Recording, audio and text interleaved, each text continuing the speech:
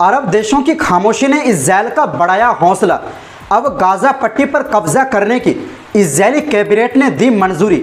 Hamas बोला ये युद्ध अपराध। जर्मनी ने लिया पहली बार एक्शन और इजरायल के अंदर भी बवाल शुरू। जानेंगे क्या है पूरा मामला।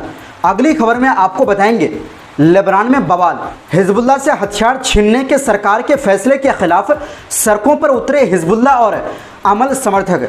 इसी के साथ आपको बताएंगे वेनेजुएला के राष्ट्रपति की गिरफ्तारी के लिए अमेरिका ने बढ़ाई इनाम राशि, ट्रंप का कट्टर दुश्मन। और साथ में आपको बताएंगे राहुल गांधी की मांग, बीते 10 साल के इलेक्ट्रॉनिक वोटर लिस्ट दे चुनाव आयोग। तो बिना समय गंवाए बात करते हैं खबरों की। दोस्तों, अब ये पूरी तरह साफ हो गया है कि इजरायल गाजा पट्टी पर सीधा कब्जा करने की तैयारी में है।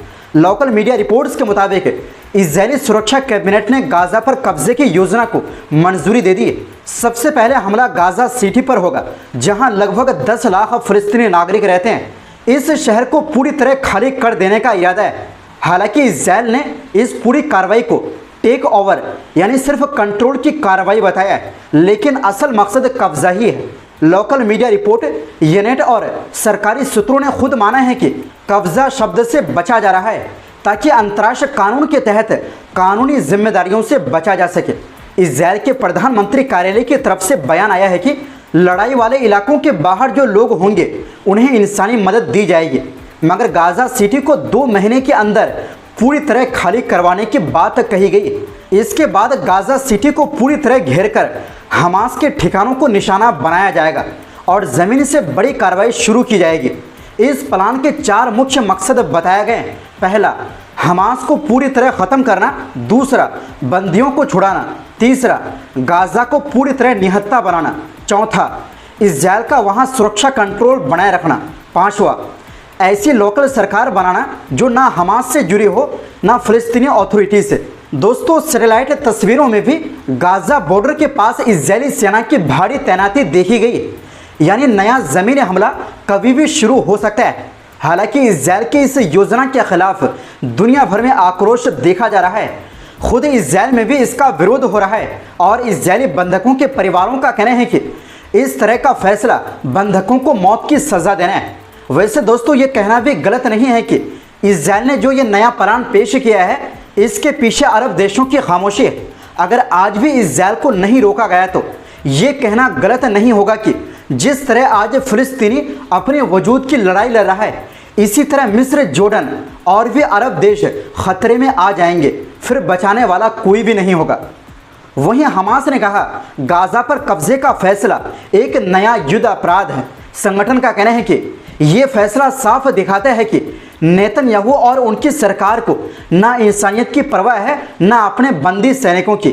हमास ने बताया कि उन्होंने युद्ध विराम समझौते को सफल बनाने के लिए हर ज़रूरी कदम उठाया और आज भी समझौते तक पहुंचने की कोशिश जारी रखने को तैयार है। संगठन ने गाजा पर कब्जे और वहां के नागरिकों को बेदखल करने की योजना को सीधा युद्ध अपराध बताया।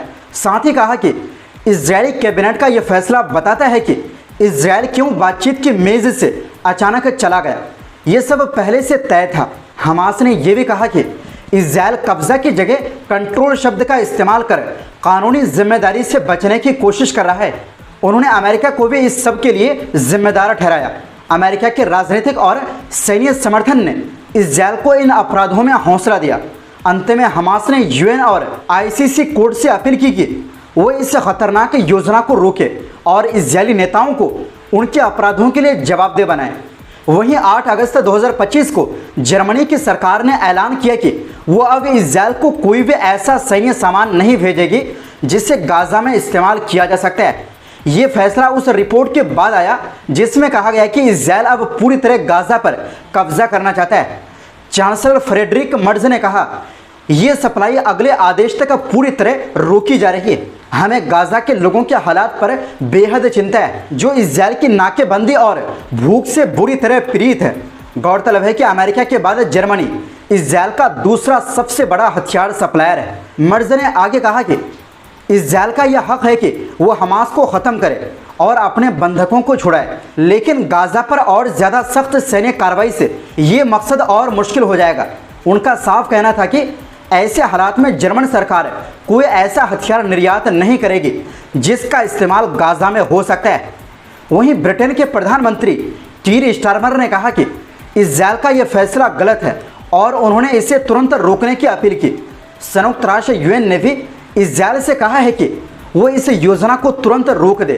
यही नहीं, दुनिया भर में इसके खिलाफ विरोध देखने को मिल रहा है।